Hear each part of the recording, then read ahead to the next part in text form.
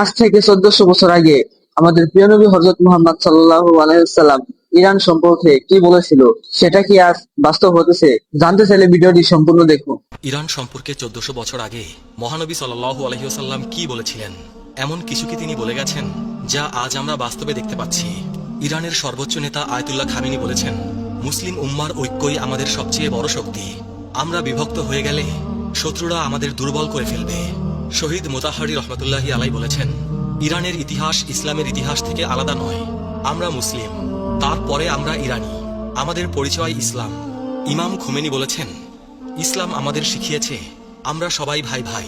আরব অনারবদের ভেদাভেদ ইসলামে নেই, তাকওয়াই একমাত্র চাবিকাঠি। ইরানের তেল ও গ্যাস সম্পদ বিশ্বের অন্যতম বৃহৎ। এই সম্পদ কি শেষ জামানার সাথে সম্পর্কিত? হাদিসে ইমাম মাহদির শাসনামলের বৈশিষ্ট্য বর্ণিত হয়েছে। আকাশ থেকে প্রচুর বৃষ্টিপাত, জমিনে ফসলের প্রাচুর্য এবং তখন সম্পদের ন্যায্য বন্টন হবে। ইরানের তেল সম্পদ যদি ন্যায়সঙ্গতভাবে বিতরণ করা হয় তবে হাদিসের এই ভবিষ্যৎবাণীর সাথে মিলে যাবে। তবে তার আগে বড় যুদ্ধ ও ধ্বংসযজ্ঞের ভবিষ্যৎবাণী রয়েছে। নবী করিম সাল্লাল্লাহু আলাইহি ওয়াসাল্লাম বলেছেন, হত্যাকাণ্ড বৃদ্ধি পাবে। আধুনিক অস্ত্র দিয়ে এক মুহূর্তে হাজার হাজার মানুষ হত্যা করা সম্ভব। ইরানের ক্ষেপণাস্ত্র ও ড্রোন প্রযুক্তি সেই সক্ষমতা রাখে। ইরানের সর্বোচ্চ নেতা আয়াতুল্লাহ খোমেনি ইমাম মাহদির আগমনে বিশ্বাস করেন এবং বলেন, আমরা ইমাম মাহদির আগমনের জন্য অপেক্ষা করছি। তার আগমনের পূর্বে আমাদের দায়িত্ব হলো ইসলামী সমাজ গঠন করা। ইরান আজ বিশ্বের অন্যতম প্রধান ইসলামী দেশ। 85 মিলিয়ন মানুষের এই দেশের 99 ভাগেরও বেশি মুসলিম। এই দেশ নিজেকে ইসলামী প্রজাতন্ত্র হিসেবে পরিচয় দেয়। কিন্তু জানেন কি, এই দেশের ভাগ্য নিয়ে নবী করিম সাল্লাল্লাহু আলাইহি ওয়াসাল্লাম কত কথা বলে গেছেন। আল্লাহ রাসূল সাল্লাল্লাহু আলাইহি ওয়াসাল্লাম ইরশাদ করেছেন, আমার উম্মতের একটি দল সর্বদা সত্যের উপর প্রতিষ্ঠিত থাকবে। প্রশ্ন হলো, সেই দলে কি ইরানের লোকেরাও আছে? আজ আমরা 20টি ভবিষ্যৎবাণী নিয়ে আলোচনা করব। কিছু হাদিস আপনাকে শিহরিত করবে, কিছু আপনাকে ভাবিয়ে তুলবে, আর কিছু আপনার ঈমানকে শক্তিশালী করবে। আল্লাহ তাআলা পবিত্র কুরআনে ইরশাদ করেছেন, হে মানুষ, আমি তোমাদের সৃষ্টি করেছি এক পুরুষ ও এক নারী থেকে, আর তোমাদের বিভক্ত করেছি বিভিন্ন জাতি ও গোত্রে, যাতে তোমরা একে অপরের সাথে পরিচিত হতে পারো। তোমাদের মধ্যে আল্লাহর কাছে সেই সর্বোত্তম যে তোমাদের মধ্যে সর্বাধিক মুত্তাকি। সূরা আল হুজরাত আয়াত 13। প্রথম ভবিষ্যৎবাণী, সিফাত যুদ্ধ ও ইরান, 657 খ্রিস্টাব্দ। ইসলামের ইতিহাসের এক গুরুত্বপূর্ণ অধ্যায় সিফাত যুদ্ধ। আলী রাদিয়াল্লাহু তাআলা আনহু ও মুয়াবিয়া রাদিয়াল্লাহু তাআলা আনহুর মধ্যে এই যুদ্ধ সংগঠিত হয়। কিন্তু জানেন কি, এই যুদ্ধে ইরানীদের ভূমিকা কি ছিল? ইরান থেকে আগত সাহাবীরা, বিশেষ করে সালমান ফার্সি রাদিয়াল্লাহু তাআলা আনহুর অনুসারীরা এই যুদ্ধে আলী রাদিয়াল্লাহু তাআলা আনহুর পক্ষে লড়েছিলেন। নবী করিম সাল্লাল্লাহু আলাইহি ওয়াসাল্লাম বলে গিয়েছিলেন, এমন ফিতনা আসবে যাতে বসে থাকা ব্যক্তি দাঁড়ানো ব্যক্তির চেয়ে উত্তম হবে। সহিহ বুখারী। সিফাত যুদ্ধ ছিল সেই ফিতনার অংশ। ইতিহাস বলে, ইরানি মুসলিমরা সংখ্যাগরিষ্ঠ ছিল। ইরানি মুসলিমরা ছিল আলী রাদিয়াল্লাহু তাআলা আনহুর সমর্থক। যুদ্ধের পর একদল ইরানি আলী রাদিয়াল্লাহু তাআলা আনহুর কাছে এসে বললেন, আমরা আপনার জন্য জান ও মাল কোরবান করতে প্রস্তুত। আলী রাদিয়াল্লাহু তাআলা আনহু তাদের দিকে তাকিয়ে বললেন, তোমরা সেই জাতির সন্তান যাদের সম্পর্কে মহানবী সাল্লাল্লাহু আলাইহি ওয়াসাল্লাম ভবিষ্যৎবাণী করেছিলেন। ইতিহাস সাক্ষ্য দেয়, ইরানি মুসলিমরা সবসময় সত্যের পক্ষে দাঁড়িয়েছে। 2. দ্বিতীয় ভবিষ্যৎবাণী, আধুনিক ইরানের ভবিষ্যৎ। এখন প্রশ্ন, আধুনিক ইরানের কি হবে? নবী করিম সাল্লাল্লাহু আলাইহি ওয়াসাল্লাম কি এ বিষয়ে কিছু বলে গেছেন? হয়তো সরাসরি বলেননি, কিন্তু একটি হাদিসে তিনি বলেছেন, আল্লাহ এই উম্মতের জন্য প্রতি 100 বছর পর এমন কাউকে পাঠাবেন যারা তাদের ধর্মকে সংস্কার করবে। আবু দাউদ। 1979 সালে ইরানে যে ইসলামী বিপ্লব ঘটেছিল, এই বিপ্লব কি মহানবী সাল্লাল্লাহু আলাইহি ওয়াসাল্লামের সেই হাদিসের উদাহরণ? অনেক বিশ্লেষক মনে করেন এই বিপ্লব বিশ্বব্যাপী ইসলামী জাগরণের সূচনা করেছিল। আজকের ইরান একটি ইসলামী প্রজাতন্ত্র। ইরানের সর্বোচ্চ নেতা আয়াতুল্লাহ খামেনি। ইরানের পারমাণবিক কর্মসূচি আন্তর্জাতিক বিতর্কের কেন্দ্র। নবী করিম সাল্লাল্লাহু আলাইহি ওয়াসাল্লাম আরো বলেছেন, শীঘ্রই বিভিন্ন জাতি তোমাদের বিরুদ্ধে একত্রিত হবে, যেমন খাদ্যের পাত্রের দিকে খাদকরা একত্রিত হয়। আবু দাউদ। ইরানের বিরুদ্ধে পাশ্চাত্যের নিষেধাজ্ঞা, ইসরায়েলের সাথে সংঘাত, এসব কি এই হাদিসের বাস্তবায়ন? এসব সম্ভবত এই হাদিসেরই বাস্তবায়ন। তৃতীয় ভবিষ্যৎবাণী, ইরানে ইসলামের বিস্তার। নবী করিম সাল্লাল্লাহু আলাইহি ওয়াসাল্লাম বলেছেন, এই দিন সেখানে পৌঁছাবে যেখানে রাত ও দিন পৌঁছায়। মুসনাদে আহমদ। ইরান ছিল সেই অন্যতম দেশ যেখানে ইসলাম দ্রুত ছড়িয়ে পড়ে। 651 খ্রিস্টাব্দে সাসানিয়া সাম্রাজ্যের পতনের পর ইরানে ইসলামের বিস্তার শুরু হয়। কিন্তু এই বিস্তার সহজে হয়নি। উমাইয়া শাসনামলে ইরানীদের প্রতি বৈষম্যমূলক আচরণ করা হতো। তাদেরকে মাওয়ালি কিংবা কৃতদাস শ্রেণীর নাগরিক হিসেবে গণ্য করা হতো। হাজ্জাজ বিন ইউসুফ ফার্সি ভাষা ব্যবহার করা নিষিদ্ধ করে দিয়েছিলেন, কিন্তু ইরানিরা ধৈর্য ধারণ করে তারা ইসলাম গ্রহণ করল, কিন্তু নিজেদের ভাষা ও সংস্কৃতি রক্ষা করল। ইতিহাসবিদ বার্নার্ড লুইস বলেছেন, ইরান প্রকৃতপক্ষে ইসলামী হয়েছিল, কিন্তু আরবীয় হয়নি। এই ভবিষ্যৎবাণী আজ সত্য হয়েছে। ইরানের জনসংখ্যার ৯৯% বেশি মুসলিম। চতুর্থ ভবিষ্যৎবাণী, শিয়া সুন্নি বিভাজন ও ইরান। একটি জটিল কিন্তু সত্য বিষয়। শিয়া সুন্নি বিভাজন। নবী করিম সাল্লাল্লাহু আলাইহি সাল্লাম কি এ বিষয়ে কিছু বলেছেন? তিনি বলেছেন, তোমরা অবশ্যই তোমাদের পূর্ববর্তীদের পথ অনুসরণ করবে, সহিহ বুখারী। এবং আরেকটি হাদিসে বলেছেন, আমার উম্মত ৭৩ ফিরকায় বিভক্ত হবে, আবু দাউদ। ১৬শ শতাব্দীতে সাফাবি রাজবংশ ইরানে শিয়া ইসলামকে রাষ্ট্রধর্ম হিসেবে গ্রহণ করে। এর আগে ইরানে সুন্নি ইসলামী প্রধান ছিল। আজ ইরান বিশ্বের বৃহত্তম শিয়া মুসলিম দেশ।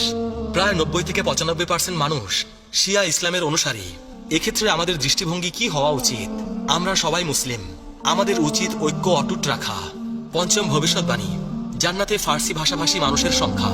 নবী করিম সাল্লাল্লাহু আলাইহি সাল্লাম বলেছেন, ৪ ব্যক্তি জান্নাতবাসীদের নেতা, আমি, আলী, হামজা ও জাফর। তিরমিজি। এই জাফর কে? কেউ বলেন জাফর তায়ার, কেউ বলেন জাফর আল সাদিক। জাফর আল সাদিকের অনুসারীদের মধ্যে বহু ফার্সি বিদ্বান ছিলেন। তার ছাত্রদের মধ্যে আবু হানিফাও ছিলেন। আরেকটি হাদিসে নবী করিম সাল্লাল্লাহু আলাইহি সাল্লাম বলেছেন, জান্নাতে প্রবেশ করবে এমন লোক যাদের হৃদয় পাখির হৃদয়ের মতো হবে, সহিহ মুসলিম। এর ব্যাখ্যায় বলা হয়েছে, তারা হবে নির্ভীক ও আল্লাহর ওপর ভরসাকারী লোক। ইরানি মুসলিমরা ইসলামের জন্য জীবন দিতে কখনোই পিছুপা হয়নি। খোরাসানের মুজাহিদ, কারবালার শহীদ, ইরান ইরাক যুদ্ধের শহীদ সবাই জান্নাতের আশায় জীবন দিয়েছেন। ষষ্ঠ ভবিষ্যৎবাণী, ফার্সি ভাষায় কুরআন তিলাওয়াত। এক ফার্সি ব্যক্তি আরবি জানতেন না। তিনি কাঁদতে কাঁদতে নবী করিম সাল্লাল্লাহু আলাইহি সাল্লামের কাছে আরজ করলেন, ইয়া রাসূলুল্লাহ, আমি আরবি বুঝি না, আমি আমার ভাষায় আল্লাহর প্রশংসা করতে চাই। নবী করিম সাল্লাল্লাহু আলাইহি সাল্লাম চুপ করে রইলেন। তখন জিবরাইল আলাইহিস সালাম এসে বললেন, আল্লাহ বলেছেন, প্রতিটি জাতি তাদের নিজস্ব ভাষায় আমার ইবাদত করতে পারে। হাদিসে এসেছে, কিয়ামতের দিন আল্লাহর কাছে সবচেয়ে প্রিয় শব্দ হলো সেই ইমামের কণ্ঠস্বর যিনি সুন্দর কণ্ঠে বলেন, আল্লাহুম্মা রব্বানা লাকাল হামদ। মুসনাদে আহমদ। ইতিহাস বলে, ইসলামের ২য় শতাব্দীতেই ফার্সি ভাষায় কুরআনের অনুবাদ ও তাফসির রচিত হতে শুরু করে। সামানি রাজবংশের সময় ফার্সি ভাষায় প্রথম পূর্ণাঙ্গ কুরআন অনুবাদ সম্পন্ন হয়। সপ্তম ভবিষ্যৎবাণী, ফার্সি বিদ্বানদের আবির্ভাব। ইমাম জাহাবি রহমতুল্লাহি আলাই তার তাজকিরাত আল হুফাজ গ্রন্থে ২১ জন হাদিস বিশারদের তালিকা দিয়েছেন যারা ফার্সি বংশোদ্ভূত ছিলেন। তাদের মধ্যে রয়েছেন ইমাম বুখারী, ইমাম মুসলিম, ইমাম আবু দাউদ, ইমাম তিরমিজি, ইমাম নাসাই, ইমাম ইবনে মাজাহ। এছাড়াও ফিকাহ শাস্ত্রের ইমাম আবু হানিফা রহমতুল্লাহি আলাইও ছিলেন ফার্সি বংশোদ্ভূত। বিজ্ঞান ও দর্শনের ক্ষেত্রেও ইরানিদের অবদান অনস্বীকার্য। ইবনে সিনা, আল ফারাবি, আল বিরুনি, আল খোয়ারিজমি এরা প্রত্যেকেই ছিলেন ফার্সি অধ্যুষিত অঞ্চলের অধিবাসী। ইমাম সৌদি রহমতুল্লাহি আলাই বলেছেন, আমাদের মনীষীদের অধিকাংশই অনারব বংশোদ্ভূত। অষ্টম ভবিষ্যৎবাণী, খোরাসান থেকে আগমন। খোরাসান প্রাচীন ইরানের একটি বিশাল প্রদেশ। বর্তমান ইরান, আফগানিস্তান, তুর্কমেনিস্তান এবং উজবেকিস্তানের কিছু অংশ নিয়ে গঠিত ছিল এই অঞ্চল। নবী করিম সাল্লাল্লাহু আলাইহি সাল্লাম ইরশাদ করেছেন, পূর্ব দিক থেকে কিছু লোক আসবে, তাদের সাথে থাকবে জান্নাত ও চাবুক, যা দিয়ে তারা মানুষকে প্রহার করবে। মুসনাদে আহমদ। এই হাদিসের ব্যাখ্যায় মুহাদ্দিসগণ বলেন, এটা খোরাসানের মুজাহিদ ও বিদ্বানদের প্রতি ইঙ্গিত। খোরাসান থেকে বহু ইসলামী ব্যক্তিত্ব এসেছেন। আর এক হাদিসে এসেছে, জান্নাতীরা উচ্চ কক্ষের অধিবাসীদের দিকে তাকাবে, যেমন তারা দূরবর্তী উজ্জ্বল তারকার দিকে তাকায়, সহিহ বুখারী। পণ্ডিতগণ বলেন, খোরাসানের বিদ্বানরা তাদের জ্ঞান ও তাকওয়ার কারণে জান্নাতে উচ্চ মর্যাদা পাবেন। খোরাসানের একটি বিখ্যাত শহর নিশাপুর। ইমাম মুসলিম, ইমাম তিরমিজি, ইমাম হাকিম নিশাপুরি সবাই এই শহরের অধিবাসী ছিলেন। নবম ভবিষ্যৎবাণী, কারবালার ঘটনা ও ইরানি শোক। ৬৮০ খ্রিস্টাব্দের কারবালার ঘটনা। ইমাম হুসাইন রাদিয়াল্লাহু তাআলা আনহু এর শাহাদাত। ইরানি মুসলিমরা এই ঘটনার পর থেকে ইমাম হুসাইন রাদিয়াল্লাহু তাআলা আনহু এর শোকে মাতম করে আসছেন। একটি হাদিসে এসেছে, হুসাইন রাদিয়াল্লাহু তাআলা আনহু এর হত্যার জন্য মুমিনদের অন্তরে এক উত্তাপ রয়েছে যা কখনো ঠান্ডা হবে না। মুসনাদে আহমদ। এই হাদিসের বিশুদ্ধতা নিয়ে মতভেদ আছে, তবে ইতিহাস সাক্ষ্য দেয় ইরানি মুসলিমরা কারবালার ঘটনাকে কেন্দ্র করে গভীর আবেগ পোষণ করে। প্রতি বছর মহররম মাসে ইরানের আশুরা দিবসের মিছিল বিশ্ববিখ্যাত। সাফাবি রাজবংশ ক্ষমতায় আসার পর তারা ইরানে শিয়া ইসলামকে প্রাতিষ্ঠানিক রূপ দেয় এবং আশুরা পালনকে উৎসাহিত করে। দশম ভবিষ্যৎবাণী, ইমান যদি থুরাইয়া তারকায় থাকত। একবার এক ব্যক্তি ইমাম আবু হানিফা রহমতুল্লাহি আলাইকে জিজ্ঞেস করলেন, আপনার বংশ কোথায়? ইমাম আবু হানিফা রহমতুল্লাহি আলাই কিছুক্ষণ চুপ করে রইলেন। তারপর বললেন, আমি সেই জাতির সন্তান যাদের সম্পর্কে রাসূল পাক সাল্লাল্লাহু আলাইহি সাল্লাম ভবিষ্যৎবাণী করেছিলেন। হযরত আবু হুরায়রা রাদিয়াল্লাহু তাআলা আনহু বর্ণনা করেছেন, আমরা নবী করিম সাল্লাল্লাহু আলাইহি সাল্লামের কাছে বসা ছিলাম। তখন তার উপর সূরা জুমুয়া নাজিল হলো।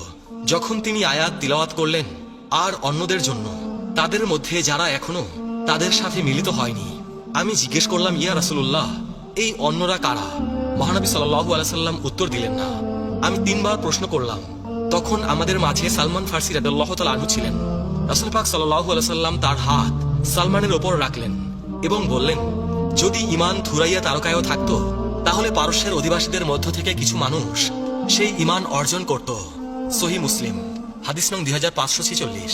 ইমাম কুরতুবী রহমাতুল্লাহি আলাই বলেছেন, এই হাদিস ফার্সি জাতির মর্যাদার স্পষ্ট প্রমাণ। নবী করিম সাল্লাল্লাহু আলাইহি সাল্লাম ভবিষ্যৎবাণী করেছেন যে এই জাতি ইসলামী জ্ঞানের চূড়ায় পৌঁছাবে। 11তম ভবিষ্যৎবাণী, সালমান ফার্সি রাদিয়াল্লাহু তাআলা আনহুর মর্যাদা। সালমান ফার্সি রাদিয়াল্লাহু তাআলা আনহু ইসলামের প্রথম ইরানি মুসলিম। তার জীবনী অত্যন্ত অনুপ্রেরণাদায়ক। তিনি ইরানের একটি সম্ভ্রান্ত পরিবারে জন্মগ্রহণ করেছিলেন। সত্যের সন্ধানে নিজ দেশ ছেড়ে প্রথমে সিরিয়া, তারপরে আরবে পৌঁছান এবং অবশেষে মদিনায় এসে ইসলাম গ্রহণ করেন। নবী করিম সাল্লাল্লাহু আলাইহি সাল্লাম তাকে অত্যন্ত ভালোবাসতেন এবং বলেছিলেন, সালমান আমাদের আহলে বাইতের অন্তর্ভুক্ত। মুসনাদে আহমদ। সালমান রাদিয়াল্লাহু তাআলা আনহুর মাধ্যমেই পারস্য সম্পর্কে নবী করিম সাল্লাল্লাহু আলাইহি সাল্লামের প্রথম ভবিষ্যৎবাণী প্রকাশ পায়। তার হাত ধরে বহু ইরানি ইসলামের ছায়ায় এসেছিলেন। ভবিষ্যৎবাণী 12, সূরা জুমুয়ার আয়াত ও ফার্সিদের আগমন। সূরা জুমুয়ায় আল্লাহ পাক ইরশাদ করেছেন, তিনি উম্মীদের মাঝে তাদের মধ্য থেকে একজন রাসূল পাঠিয়েছেন, যিনি তাদের মাঝে তার আয়াত তিলাওয়াত করেন, তাদের পবিত্র করেন এবং তাদের কিতাব ও হিকমত শিক্ষা দেন, যদিও তারা আগে স্পষ্ট বিভ্রান্তিতে ছিল। আর অন্যদের জন্যও পাঠিয়েছেন, তাদের মধ্যে যারা এখনো তাদের সাথে মিলিত হয়নি। আর তিনি পরাক্রমশালী, প্রজ্ঞাময়। সূরা আল জুমুয়া, আয়াত 2 থেকে 3।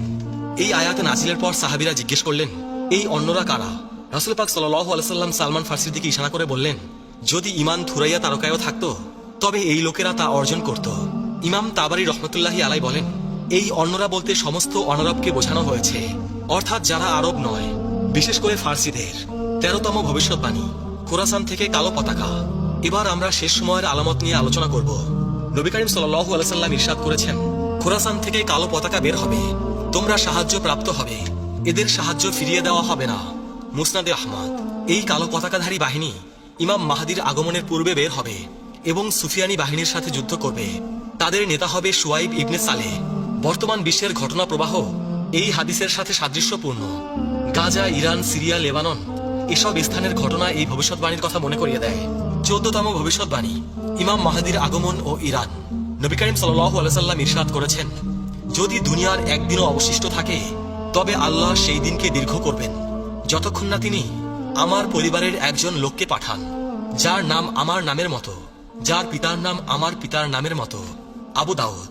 ইতিহাসবিদগণ বলেন, ইমাম মাহদির আগমনের সময় ইরানের লোকেরা গুরুত্বপূর্ণ ভূমিকা রাখবে। শিয়া বিশ্বাস অনুযায়ী ইমাম মাহদি হলেন 12তম ইমাম, যিনি 941 খ্রিস্টাব্দে গায়েব হয়ে যান। তবে এই বিশ্বাসটি সহিহ নয়।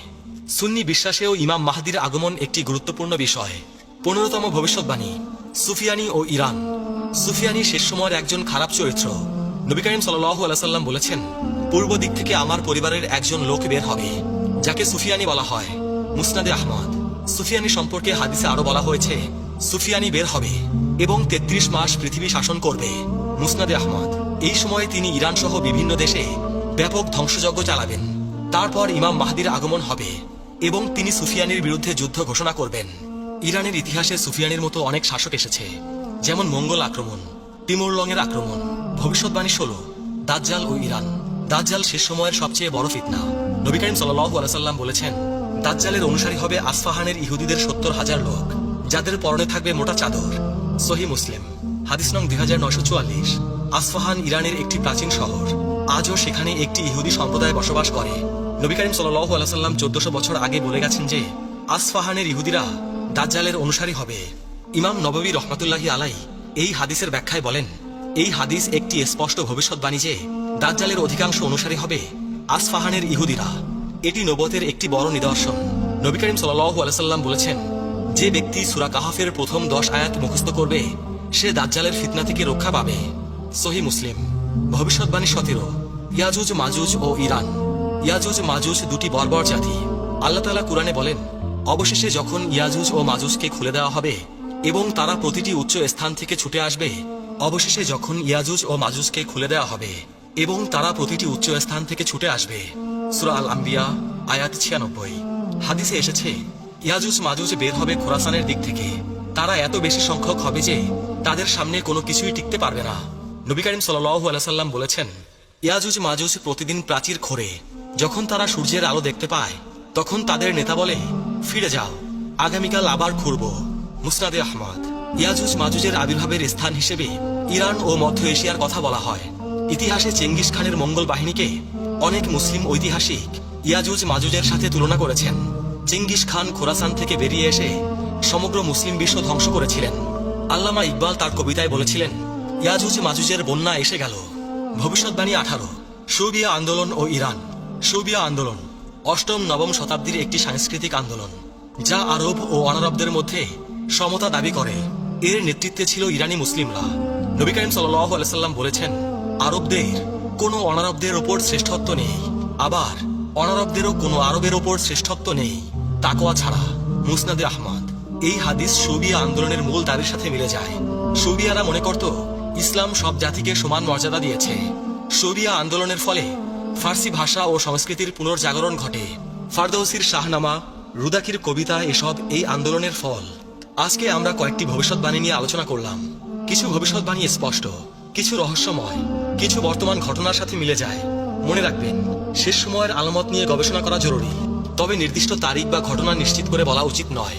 কিয়ামতের জ্ঞান একমাত্র আল্লাহর কাছে। আমাদের কর্তব্য ঈমান মজবুত করা, ইবাদত করা, দান করা, সৎ কাজের আদেশ দেওয়া, মুসলিম ঐক্য বজায় রাখা। নবী করিম সাল্লাল্লাহু আলাইহি সাল্লাম বলেছেন, মুসলিম মুসলিমের ভাই, সে তার উপর অত্যাচার করে না এবং তাকে অসহায় অবস্থায় ছেড়ে যায় না। সুতরাং ইরানের মুসলিমরা আমাদের ভাই। আমরা তাদের জন্য দোয়া করব, তাদের পাশে দাঁড়াবো এবং শেষ সময়ের সবচেয়ে বড় ফিতনা দাজ্জাল থেকে বাঁচতে আমরা দোয়া পড়ব। হে আল্লাহ, আমি আপনার কাছে কবরের শাস্তি থেকে, জাহান্নামের শাস্তি থেকে, জীবন ও মৃত্যুর ফিতনা থেকে এবং দাজ্জালের ফিতনা থেকে আশ্রয় চাই। আল্লাহ আমাদের সবাইকে হেদায়েত দান করুন। ইমাম মাহদির আগমনের সময় আমাদেরকে সত্যের পথে অবিচল রাখুন। দাজ্জালের ফিতনা থেকে আমাদেরকে রক্ষা করুন। আমাদের কবরকে জান্নাতের বাগানে পরিণত করুন। প্রিয় আখেরি নবীর উম্মত, আজকের ভিডিও এ পর্যন্তই। সবাই ভালো থাকবেন। আল্লাহ রাব্বুল আলামিন আমাদের সবাইকে হেদায়েত দান করুন। আমিন।